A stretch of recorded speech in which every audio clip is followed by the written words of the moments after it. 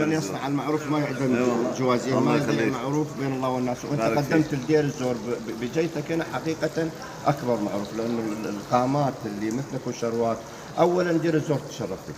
الله يبارك فيك. وانت رجل حقيقه فخر كل سوري. الله يبارك فيك. رجل فاضل بمعنى الكلمه، رجل قاتلت من البدايه الى النهايه. الحمد لله على كل حال. نحن ما قدمنا بلسانك يعني نحن مقصرين بحق اهل دير العز، دير الاسود ودير الرجال.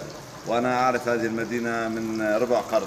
اتيت لهون وسويت في كليه الزراعه، كان عندنا في الجامعه تدريب جامعي. فان شاء الله هيك الان القسم الثاني مع قسد.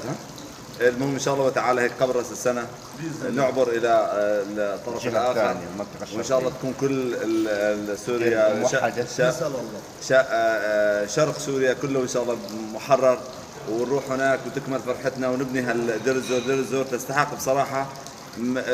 طبعا واجب على الدوله اولا، ثم على المبادرات المجتمعيه انه نوقف يعني جناحين، جناح المبادرات المجتمعيه وجناح الدوله، انه ان شاء الله تعالى البنيه التحتيه تتطور، مدارسها، مراكز الصحيه، شوارعها، الابنيه المدمره المبكيه اللي فيها.